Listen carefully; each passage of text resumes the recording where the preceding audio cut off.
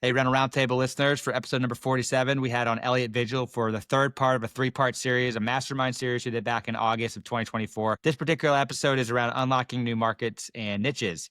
Talked about how you expand into other segments. While rental companies are driving, their sales team is driving by 15 different opportunities to go get to that one customer they always serve. But if you can really think creatively and uniquely around maybe serving other niches, you can uncover awesome customers that your competitors aren't also going after. So I love Elliott. He's a great guy. This is the third part series. So listen to the episodes number 45 and 46 if you're interested in this is episode 47 again on unlocking new markets and niches. Hope you guys enjoy. All right, everyone. Welcome to our third session. Elliott, welcome back. You decided to come back for day 3 here. It was a challenge, but now you've got me, man. I am hooked. Now you're hooked. So this is the third day. We're doing this topic. It's unlocking new markets and niches. As a recap, on Wednesday, we talked about the mechanics of efficient rental growth. Yesterday, we talked about the anatomy of building a powerful sales team. So as we kind of jump in for today's session, I thought it would be good to do a couple minutes recapping what we talked about on Wednesday and Thursday. So Elliott, kick it over to you. Love to, if you want to recap sort of the talk, what we talked about with business planning on the first day, and yesterday,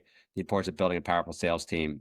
Love if you want to just recap what we talked about the last 2 days. Yeah, and thank you for that, Kyle. Once again, I appreciate you building this and setting up this platform. It's been a lot of fun for me.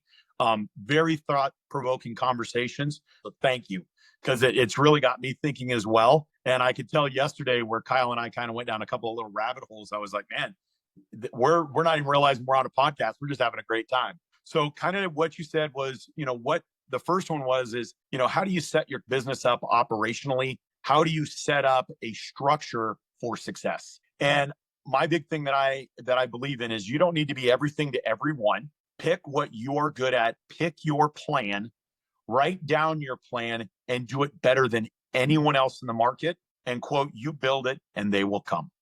And I think you need to look at, the type of fleet you have. We all make spontaneous purchases. We all do things we want to help out that one customer with that one rental for that one time.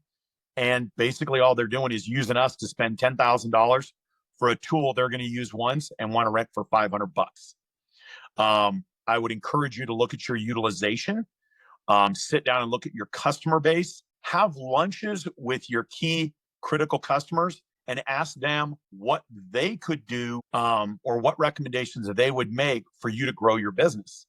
The Pareto principle, the 20-80 principle, who are your 20% of your accounts that give you 80% of your revenue that's going to fuel your future success? And then the next part of that is yesterday we got in pretty hard on sales, went down a few wonderful rabbit holes. And the big thing with sales is hire the right people. You don't need to scale at a crazy level.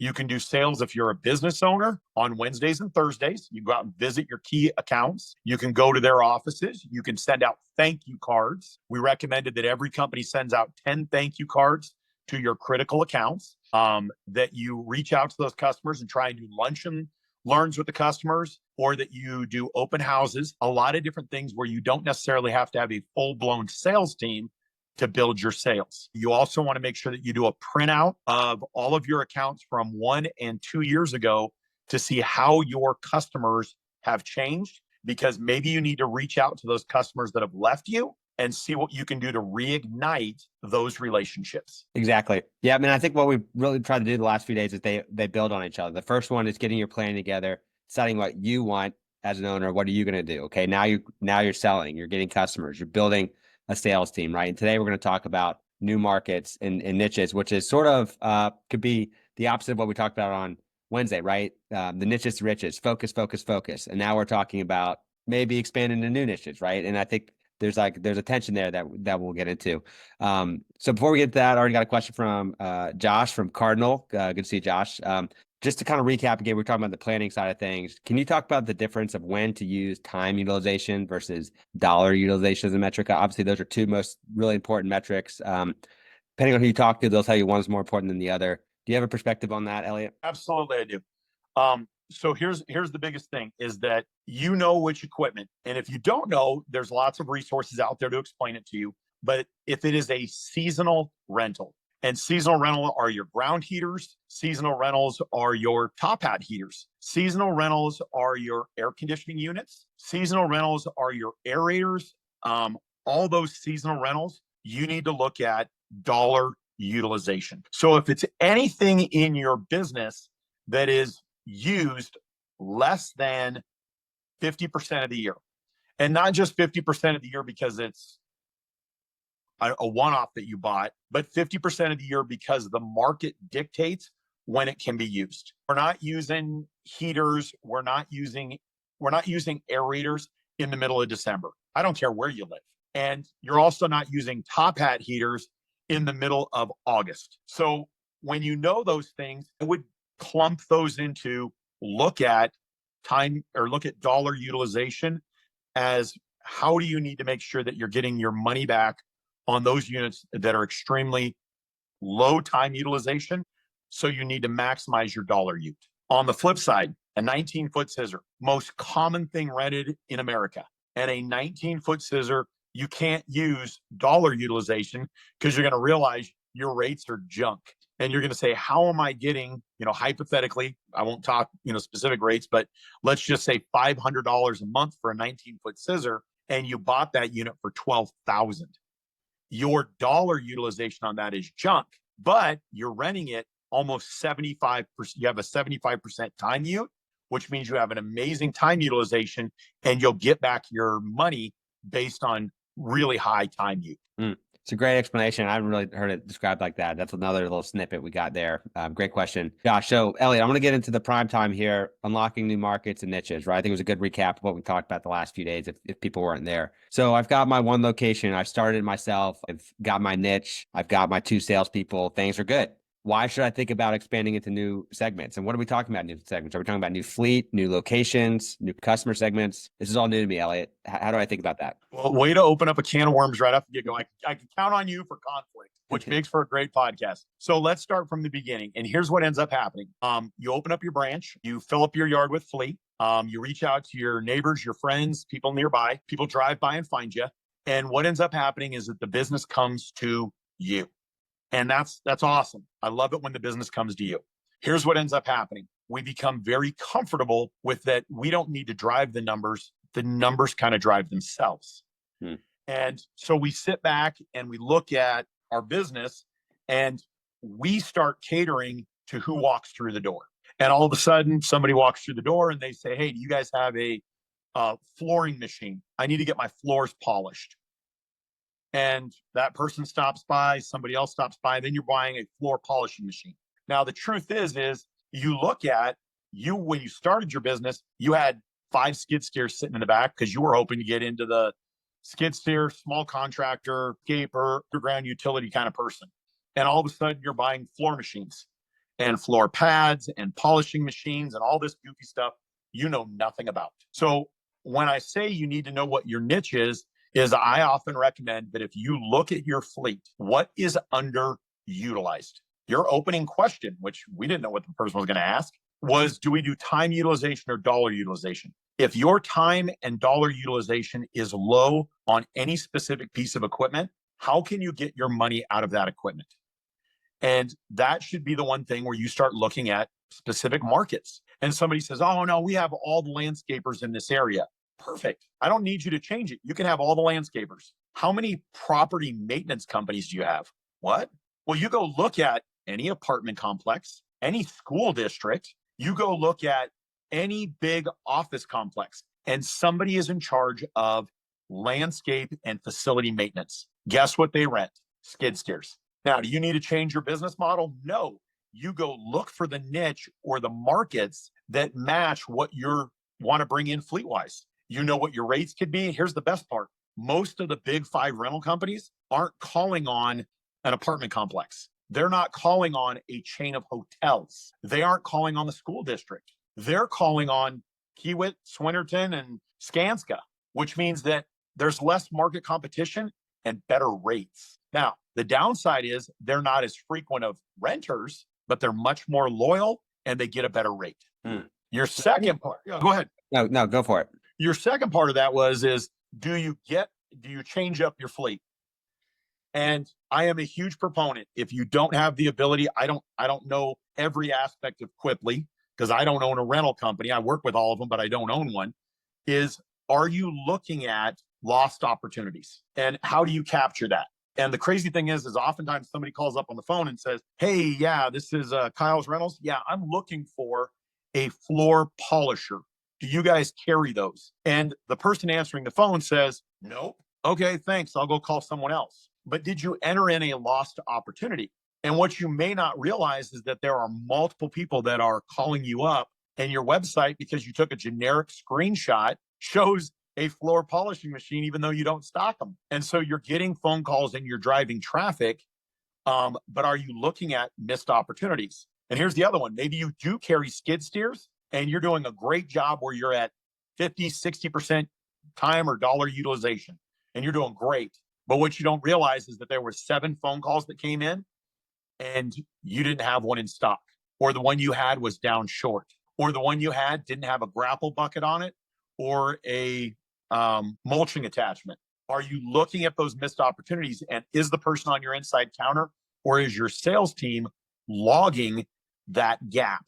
Because I think that that's a huge thing, that many a times we stay in our lane and we don't realize our lane's expanding, and we're just not willing to capture that moment and do the extra work of missed opportunities. Yeah, that's great. Missed rentals, missed opportunities, right? Logging that. And then also looking at where you have low utilization on certain items. And like you said, you may have 100% of a certain market segment in Cincinnati, but where else can you rent those things? That's the hard work of like thinking, critically. A lot of times, like we talked about on Wednesday, being not, you driving the business, not letting the business drive you, right? So this is you driving the business, right? And it sounds like, yeah, things will be good. Things are growing. You're happy, getting customers every day. But are you actually taking full, advantage of the market, right? And this is what we're talking about: new markets, new niches. What are some other ways to, generate some new segments for us to look into, right? We're looking at missed rentals, looking at where we're low in utilization. What are some other things we can be doing to start to identify some of these opportunities? Go to where you're comfortable. And the crazy thing that ends up happening is that many of us, we go to the same places every day. We go to the same bar, we go to the same restaurant, we go to the same thing. But what we never do is we don't roll up. And, I give a famous story. I had a day where I was riding with a sales rep, and me and the sales rep were out rolling around, and he picked me up at the hotel, and we rolled up, and I said, hey, do you mind if I grab a coffee? He's like, sure. So we swing into Starbucks. We're standing in the parking lot of the Starbucks, and I'm drinking my coffee. And I said, hey, what are they building at Target? He says, what do you mean? So what are they building at Target? He goes, nothing. I go, well, no, they're building something at Target. He goes, what makes you think they're building something at Target? I go, well, see those 4 or 5 containers in the parking lot? I said, those are storage containers for a construction site, which means they're building something at Target. And he says, listen, man, you're not from this market. This is my hometown. My wife shops at that Target. She would tell me if there's something going on. There's nothing going on at that Target. And I told him, well, why don't you just entertain me for a second? Let's drive behind the Target. Oh, man. We drive behind the Target. Everybody on this call knows exactly what we saw. There's a skid steer. There's a jumping jack tamper. There's a mini X. There's a walk behind saw. There's 3 or 4 scissor lifts. There's a couple of pallet jacks, just a plethora of fleet sitting there. And I said, what's all this? And he just stood there, just dumbfounded. And I mentioned that because here's the thing. How often have you gone to your grocery store and never asked, who handles all your maintenance on the building? Who does all your lighting? Who does all your datacom and telecom? I shop at King Soopers or Kroger grocery store. And one day, I'm not kidding, I actually have the company. It's called Source Communications. And Source Communications does the entire western region of the United States for datacom and telecom for all the Krogers and King Soopers. And it all started with me buying groceries with my wife. And I walked up to the store manager and I said, can I ask you a dumb question? And you could tell he was like, and I go, who handles all your lighting, telecom, and datacom? And he goes, I can get you the guy's phone number and you can call him. And I did. And he gave me that company's name. It turned into 7 scissor lifts on rent for 2 years plus trailers so that they could just move them around all night long, fixing all that datacom and telecom. So when you talk about niches and specialty markets, I don't need somebody to go out and become the ultimate salesman of turning over every stone. You walk into places, and what you don't do is drive down the back way. You don't drive down the back alley and realize that your Home Depot that rents equipment has 2 scissor lifts parked behind it from rental companies to fix the lighting and the broken fire sprinklers inside that Home Depot. Hmm. Dang, why did I miss that opportunity? Why didn't I talk to the branch manager? I don't know. And so you'll be amazed that you go to a fancy restaurant, there is maintenance and all kinds of things happening after hours. And just like we all use at our yards, in our equipment yards, we grab an E300 electric boom lift or a Z300 boom lift, and we go out a 3020N, whatever you want to call it, if you're Genie or JLG or whatever, and we grab that and we go out and we fix all the lights in our parking lot. We think nothing of it because it's what we do. How are the parking lots lights fixed at your school, your kid's high school, the college down the street, the community college, the apartment complex, the hotel? Oh my gosh, every one of these is an opportunity. And all you need to ask him is, who handles all this for you? Do you self-perform or do you sub it out? And guess what? You've just tapped into a massive market that your competitors aren't even interested in. And you can do a great job servicing for 1, 2, 3-day rentals at book rate, which everybody on here knows the value of a book rate deal for a week or less. And they're not going to beat the heck out of your equipment. And that's a great way to make money with loyal customers. But we make a big mistake, and that is we try and compete with, let's go call on Kiewit, let's go call on Skanska. And as fun as those are, man, I'll let somebody else give away really cheap equipment at terrible rates, and I'll take all of the thousands of other deals that most people just walk right past. It's interesting. So the first thing you said was like, look at your data, look at your missed rentals, look at your utilization, numbers, data. Second thing you said was just drive around the places you're already going, go to the back entrance and be curious and ask questions. And it reminds, I talked to an investor, I heard him talk once, and he said, he's a very successful guy. He said he owns a substantial part of his net worth to investing in companies with weaker competitors. And what he was saying was play in the blue ocean, not the red ocean. Don't play where all the competitors are, where there's blood and everyone. Don't keep calling the same days that everyone's is calling, right? Play where there's uncover a stone and there's no one there, right? And I think that's what you're getting at. You're driving around the back of the Target or the back of the Starbucks, the back of the Home Depot, which is a rental company itself, right? And they're not even renting their own stuff. You can, because there's no other players there, you can charge list price. You're going to have very happy, loyal customers. They're just happy that you called them to begin with, right? That's sort of the beauty of all this, is what you're saying. Absolutely. And I'm going to tell you, I have never heard that phrase, play in the blue ocean, not the red ocean. Man, is that a powerful statement? Because too many of us were like, look, there's blood in the water, let's go play there. Man, that's a quick way to just get chewed up. Where if you're playing in the blue ocean, just like you stated so eloquently, go out and find all these markets where they're not getting pounded by 15 salesmen a day. And you would be amazing. Like I go out, I work with rental companies all over the nation. And I say something and it shocks me as I say, how much are you calling on TI work? You hear that silence? That's what I hear every time. Just everybody goes, and I'm like, wow, that's really awkward. I said, do you know what TI stands for? And they all go, no. And I said, TI stands for tenant improvement. And what tenant improvement is they build an entire strip mall. They build all of these amazing things. And when they build that strip mall, they go out and they sell a chunk of that strip mall to Macy's. They sell a chunk of that mall to REI, Sporting Goods. They sell it to a nail salon. And then what happens is it's up to that person to go in and do the build out for Crumble Cookie, to do the build out for REI. Well, each one of those is known as tenant improvements. And it doesn't matter what part of the country you go to. I was just out doing sales calls in Minnesota, and the guy said to me, oh, yeah, we do a lot of TI work. And I'm like, just to make sure we're on the same page. TI stands for tenant improvement. He goes, yeah, what else would it stand for?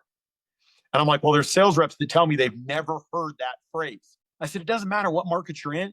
Tenant improvements is a huge opportunity. It's not as big. These scissor lift rentals, the pallet jack rentals, all of these small things are probably going to be less than 2 months because they have aggressive schedules. But the opportunities, and just like you said, it's blue water, not red water. Exactly. I mean, even in our experience, our core customer base is, equipment rental companies, brick and mortar equipment rental companies. That's who we serve. That being said, we have uncovered some stones of groups you wouldn't think of as equipment rental companies. They're not competitive to our core customer base who are using our software. And there's no one else there, list price, right? So we've seen it on our own, and we only got there from, uncovering these terms, asking questions that most people weren't asking, right? So we've seen it for our own business. I'm curious for you, Elliott, if you think about in your career, maybe your top 2 or 3 deals you're most proud of that you generated, potentially, particularly new niches. I think you mentioned the Coors Brewery example previously when we had talked.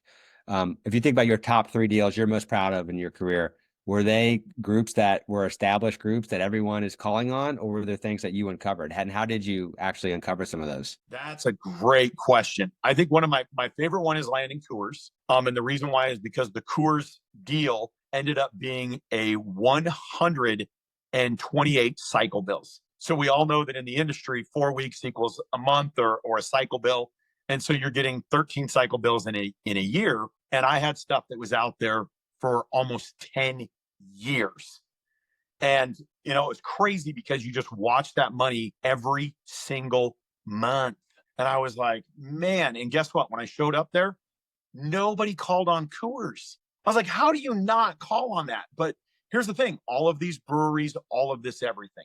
So I'll give you a story and it kind of plays off of it. I was doing sales calls down in Texas and I was riding with a sales rep, and I take a lot of pride in throw me to the wolves. You know what I mean? If I'm going to claim to be great at sales, it's not taking me down the red carpet. It's taking me down the back alley and still winning. That's how you know you're good.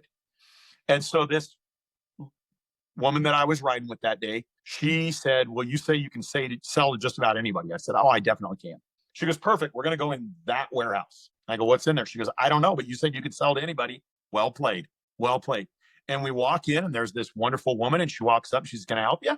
I said, hey, I'm Elliott. This is Michelle. I said, we work for a big rental company. I was wondering if you ever use or utilize scissor lifts, forklifts, booms, pallet jacks, any of those things within your warehouse for either maintenance or manufacturing. She goes, nope, not one of them. And I look over and the woman looks at me, Michelle, the sales rep I'm with, and she's like, and I go, do you mind me asking what you do here? She goes, we build breweries. I'm like, really? Like, what do you mean? She goes, a lot of these new small microbreweries are kicking off all over the United States, and we manufacture the kettles that they brew all the beer in, and we ship all those products, and then they set it all up and they start a brewery, and we have different packages.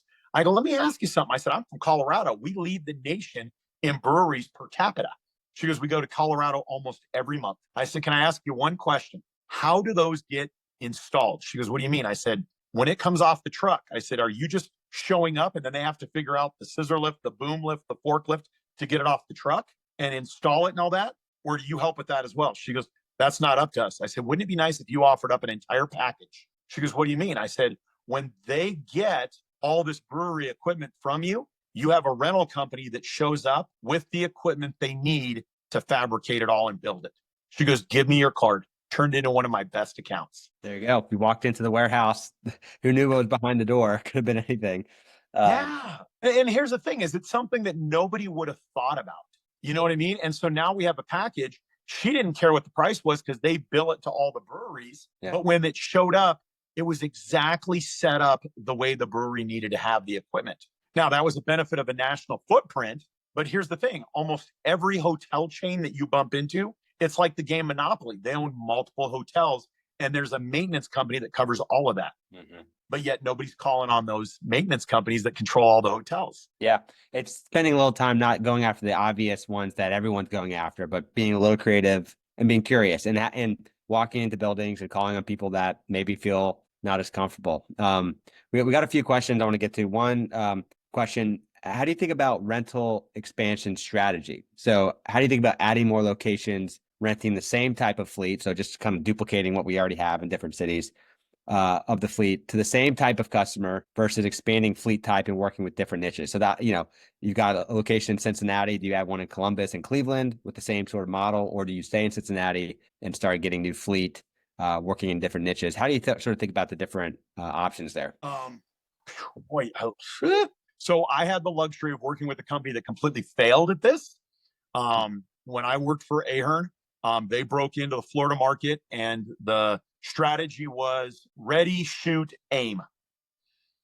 And I hate to say it, but ready, shoot, aim does not work. Like that guy at the Olympics, he was like, with two eyes. Just hold that picture. Bam. And we've all seen that. But here's what I would do is do your market research. Look at where you're sending fleet. Obviously, like you gave the example, if I'm in Cincinnati And all of a sudden, my core customer base is saying, hey, can you send a forklift to Columbus? Hey, can you send a scissor lift to Columbus? And I'm like, look, this is an hour and a half drive. What am I doing driving all the way to Columbus? And why am I driving an hour and a half? Then what you need to do is you need to go up and you need to do a market analysis. Great thing. Since, every one of us now can use Chat GPT, you can use AI, you can use the internet. What are the fastest growing markets within 200 miles of my current location?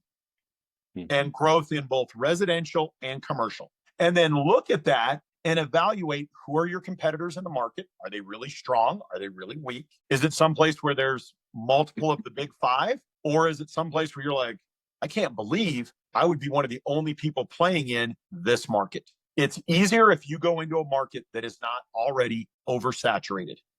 One of the key things that we all notice is the last 10 years have been a massive amount of acquisitions. And the reason why is it is easier to buy somebody who has the claws into a market than to build it from the ground up. So that's a second part of this, is that if you're going to go into a new market and you're going to do a cold start in that new market, make sure, one, you have the capital, make sure, two, you do your market research, and number three, have a conversation with your customers of what immediate opportunities they can give you in that market. Make sure that new market is hopefully not more than about 2 to 3 hours from your current location, so that you can properly share fleet and you don't have to do double the fleet in 2 markets, only to find out that your utilization isn't there and you burn through a ton of money. Okay. That would be my biggest chunk of advice on that. I would also make sure that you do some probing, maybe have someone come up and do sales calls, so that when you go in, you're not opening up the branch and spending 6 to 8 months waiting for everyone to find you, because it may not happen. No.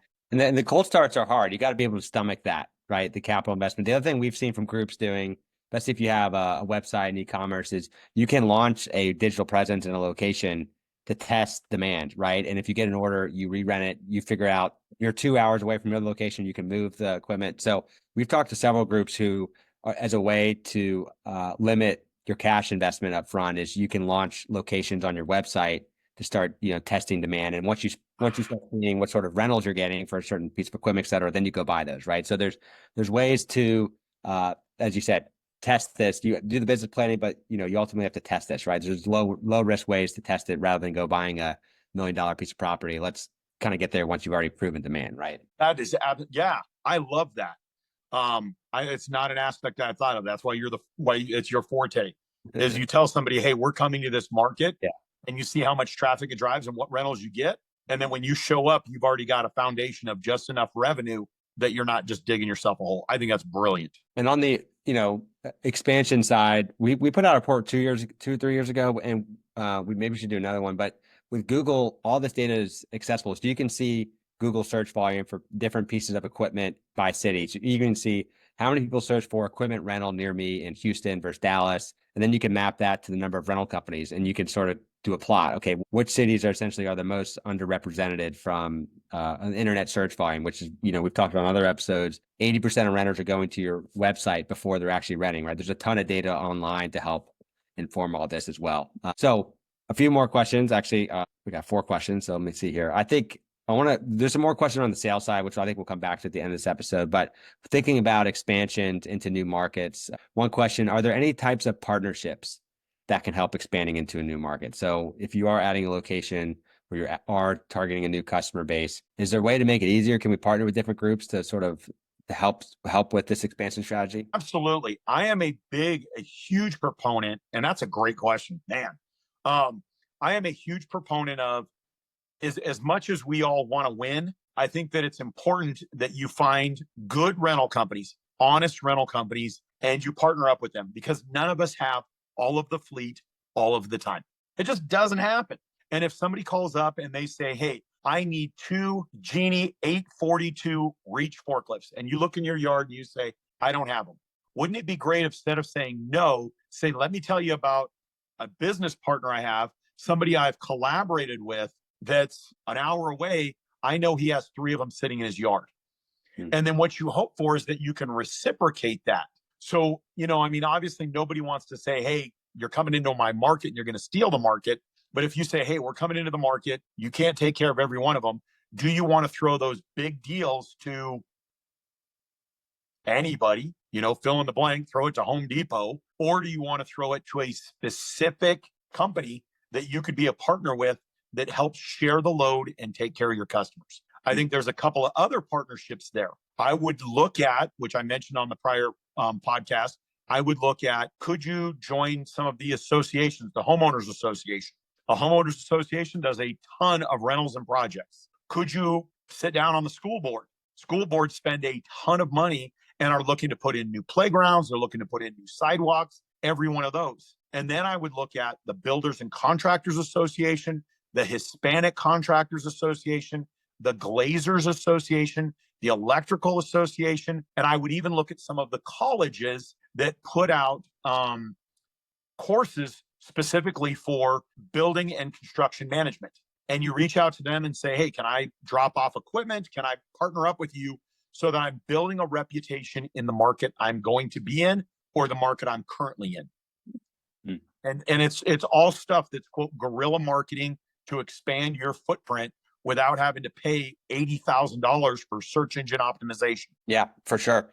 And I like your partnership to kind of put in the two buckets. One is other rental companies, which I think is important because I think there's probably an element of like, why would I ever talk to my competitors? Well, if you're doing the right thing for your customer, right? Sometimes it is to give you to competitor, and karma kind of goes both ways. We have two rental softwares that we partner with because there's certain customers that are better fit for them and vice versa. And, put some goodwill out there, it starts to come back. So I love that you mentioned that. I think that's important for the whole rental industry to work together. And number two, you mentioned associations as well, which I think is a great point. Another expansion question: before adding more locations, what types of systems or tools should be in place to ensure a smooth expansion? So I am adding another location. What do I need in terms of the systems, tools, people? How do I think about that? This is one that I watch a lot of people mess up. So phenomenal question. Because what they do is they go in and they buy everything that's at their first location and say, well, that's working. But what they don't realize is it took 7 years to build that location. And it didn't start with 18 employees. It started with 2 or 3 people. I would find somebody who is and good luck finding them. It's tough. Find an absolutely catch-all, do-all, rock star branch manager. This is the person who has a CDL or isn't afraid to drive a dually. This is the person who knows how to do an oil change and can plug something in and isn't afraid to swap out batteries. This is the person who knows how to start a generator and run a jumping jack tamper. This is the person who can put in an order and shake a customer's hand and meet with a vendor about, we need to buy a lube rack for inside my shop. The number one thing I would have is if you have one of those rock stars, pay them every penny that they're worth and let them start it going. And if you've got that person, you could start with a basic skeleton crew and maybe have 2 or 3 people, a driver, a mechanic, a good branch manager who's willing to get his or her hands dirty. And all of a sudden you've got the core. And then what you do is you share fleet and share orders with your existing branch. Share the workload. And if you need to transfer fleet, transfer fleet. But you don't need to make it a standalone location with its complete separate P&L and everything.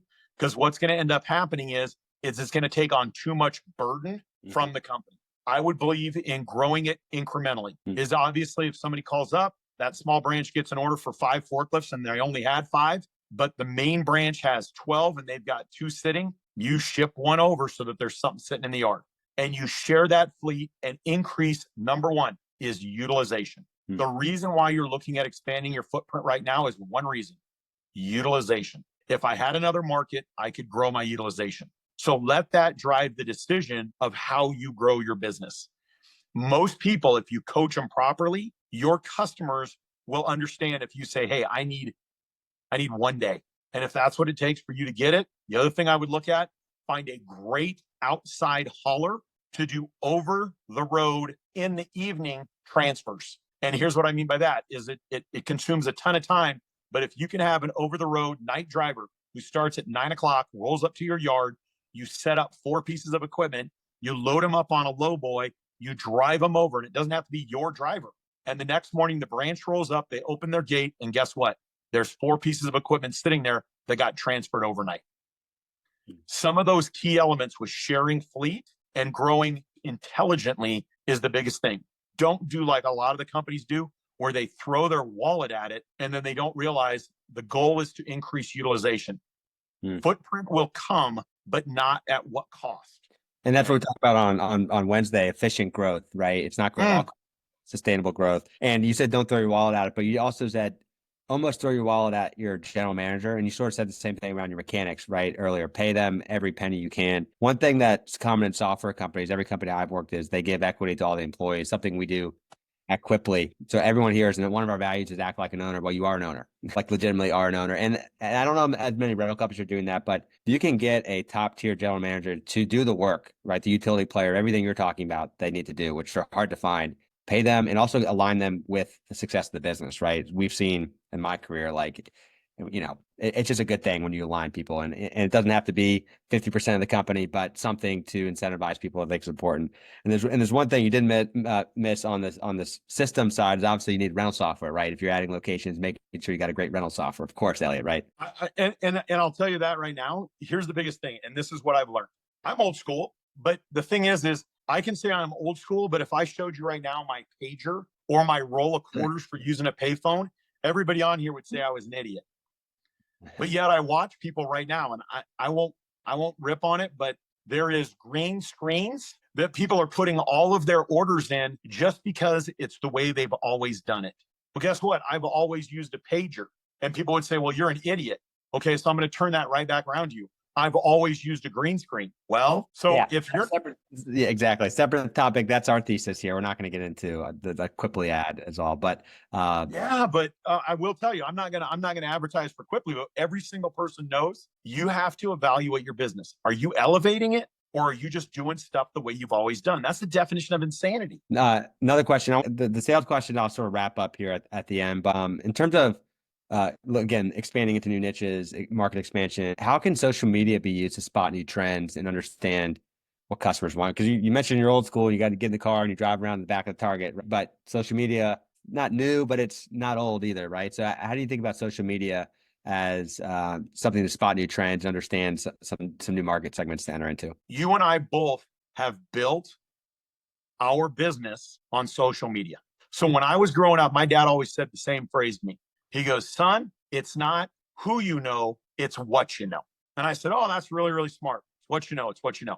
Now, the crazy thing is with the internet, everybody knows everything. And then the phrase changed to, it's not what you know, it's who you know. Problem is now everybody's so well connected, you can know just about anybody. I could go online and I could find out, Kyle, you own Quipli. You're the top guy. You're the leading guy. I can find out and I can literally call up and say, hey, is Kyle available? I need to talk to him. How do you know Kyle? Oh, yeah, we're old friends. And people would never know.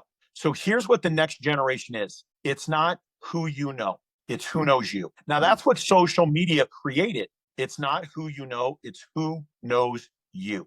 So when people go out, nobody wants to be sold.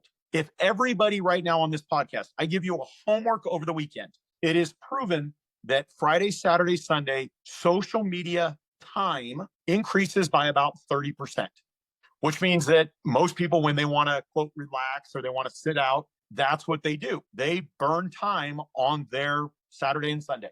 But if you sit and you look at it, all of your customers don't want to be sold on their off time. So you will watch, and if you put out a commercial, you just said it 2 seconds ago on this very podcast, Elliott, I don't want this to be a commercial.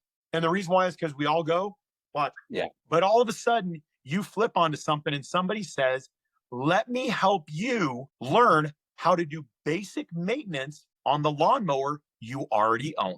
So I own a rental company, but we do small engine repairs every day. And oftentimes we have customers bring us small engine repairs. Here's 3 things you can do as a homeowner to get the most out of your lawnmower. 1, change out the fuel filter. Untwist your spark plug and run a piece of sandpaper over the tip of the spark plug to clean off the connector, because sometimes it gets corroded, or put a completely new spark plug in. Make sure you change out your oil and you put new oil in it, and look at it. Just by doing that, guess what? There's somebody sitting at home and they're like, man, that's good information. And all of a sudden you become not the sales pitch, but the quintessential expert. somebody who genuinely cares. None of us need more salespeople. Not one person in our life is waking up tomorrow morning saying, oh man, I hope somebody knocks on my door and sells me something. That has never happened. But here's what does happen.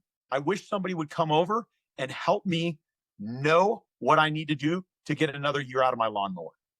And if you're the person who brings that value to people's lives, they will literally throw their wallet at you because you added value to the marketplace. So you can sit there and I'll give you 3 of them right now. Any rental company on here, show somebody basic small engine repairs. Show somebody how to rent a pole saw or a boom lift to do some of their fall tree trimming safely and effectively, making sure they have ropes going the right way so they don't damage the equipment or kill themselves. And then last but not least, how to use mini excavators or skid steers for some of their landscaping projects around the house by encouraging people and showing them. One of my good friends is literally putting out videos right now on how to effectively use a scissor lift, how to effectively use a boom lift. And we all want that piece of knowledge, and nobody wants to raise their hand and say, I don't know how to do this.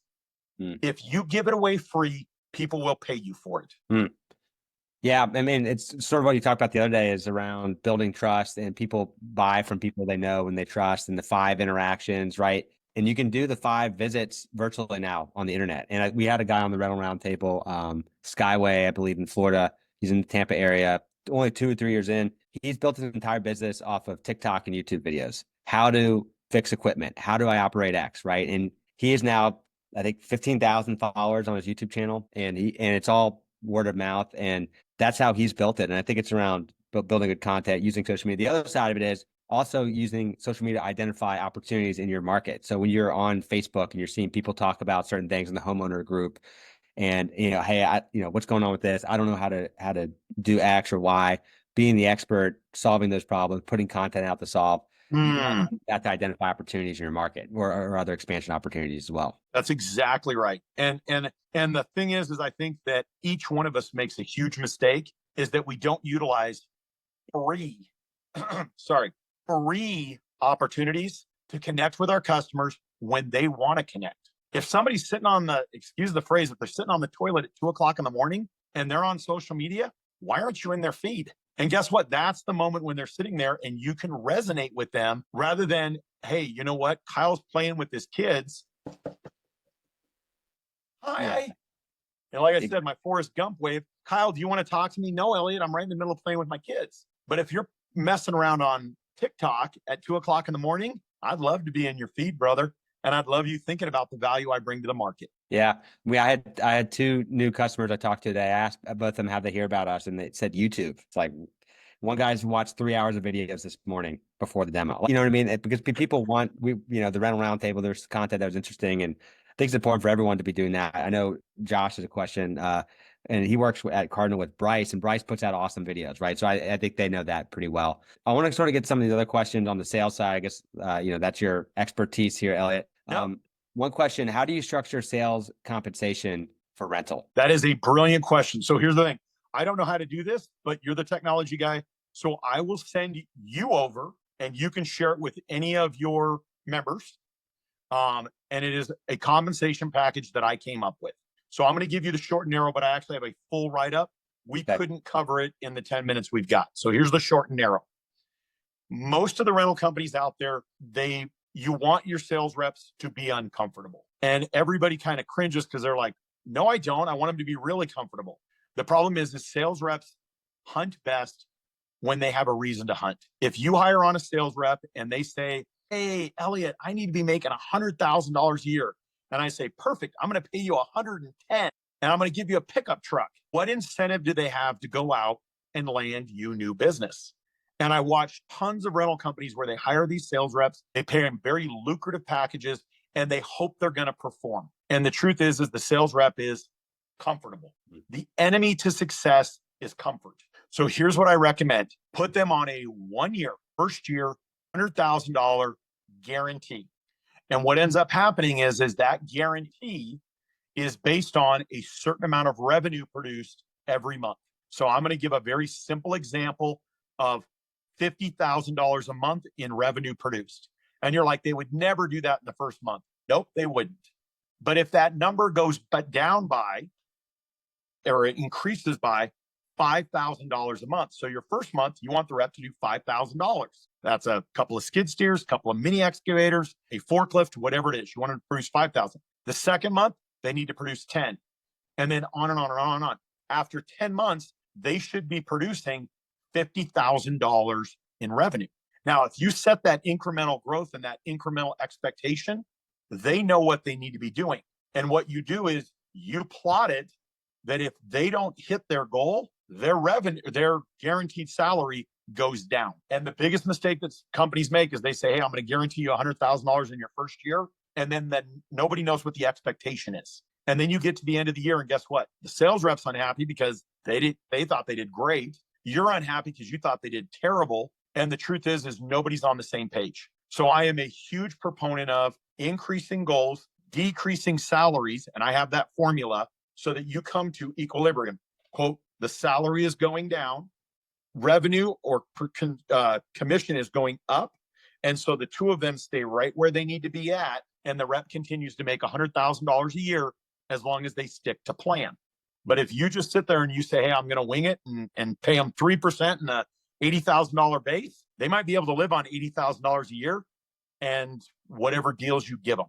The other thing I would do is if you assign accounts, if you give business, let's say you've got a business, your business is doing $100,000 a month in revenue, and you hire on a sales rep, and you assign all of that revenue to that rep, and you pay them 2-3% of that commission. Now they're making $30,000 to $40,000 a month in revenue. Guess what they did to earn it? Be very aware of how you pay sales reps. And I am a big proponent, last plug, KPIs, key performance indicators. I would give a sales rep, because people always ask, do I pay them 3%, 5%, 8% commission? I would pay them what you feel comfortable with as a company. The industry average is 3 to 4%.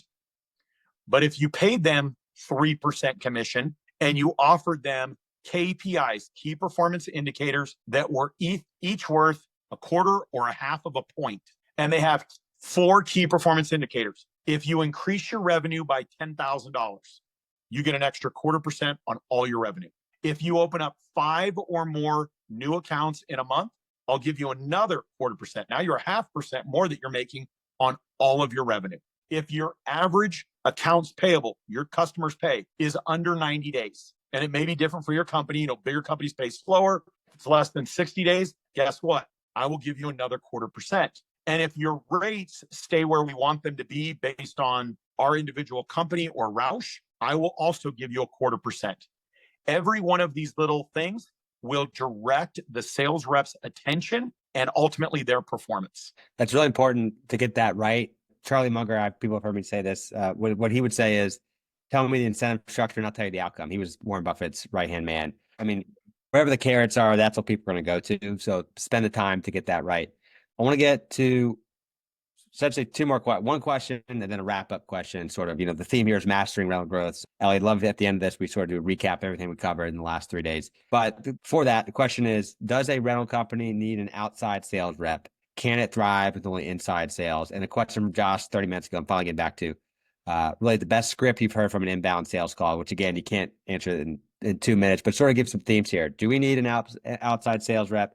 Can it only be inside sales? And what should the inside sales people be doing when they're talking to customers? Perfect. No, you do not need an outside sales rep.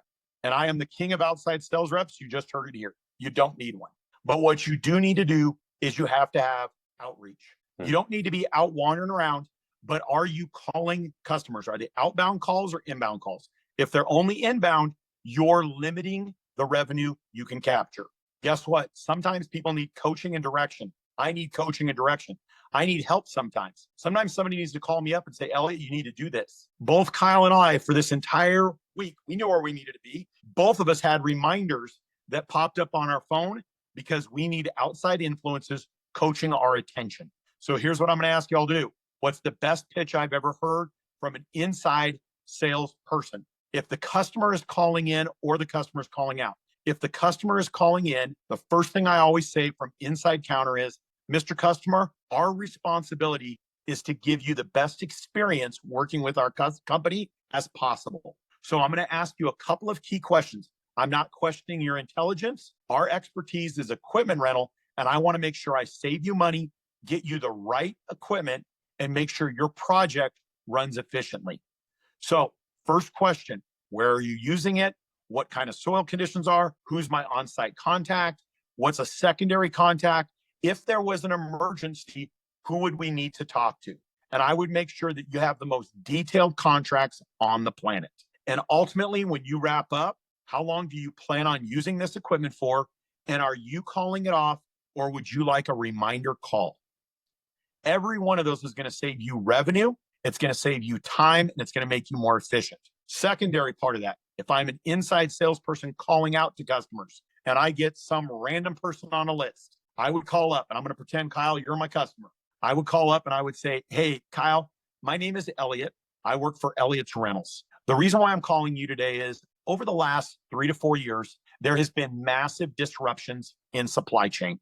I have seen a lot of companies that called up. They couldn't get F-150 trucks. They couldn't get baby formula or diapers. Many of our key customers have mentioned they had problems getting the necessary parts, the necessary contractor supplies, and most importantly, the necessary equipment they needed to have their jobs run efficiently. Kyle, can you think of any reason why you wouldn't want an additional vendor or supplier to help your company run efficiently in the coming projects you have coming up? Perfect. Is there a day or a time that we could meet with you or have a formal phone conversation to establish how we could be a future vendor for you to help your projects run faster, safer, and ultimately more efficient? Perfect. Where do I sign? Redford said, this is good stuff. I'll have a replay a couple times when the recording comes out. It's been awesome, Elliott, all week. I think just a reminder for everyone, Quipli users, Court's trying to plug, Court's got a little rental business himself, so watch out for Court. But reminder for everyone, Wednesday, 4 p.m. Eastern, special session for Quipli users. You guys will be up on the box and ask the questions directly to Elliott, hot seat style. So reach out to us to make sure you register for that. But I guess final question here. We got, what's the magic potion to make your beard look so great? That's a question maybe you can answer. But Elliott, maybe just sum up the last 3 days. What's the most important thing people need to know? We're talking about mastering rental growth. What do people need to take away from this? Write down these four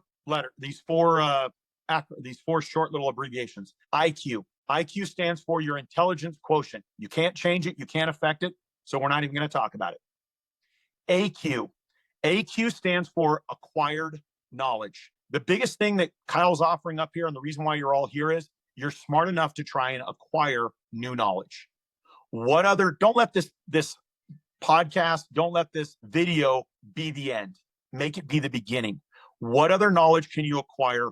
What other things can you do to expand your understanding of your business, your customers, and the market? The next one is TQ. TQ stands for technology quotient. So your technology quotient is, what technology are you bringing to bear? And this isn't a pitch for Quipli.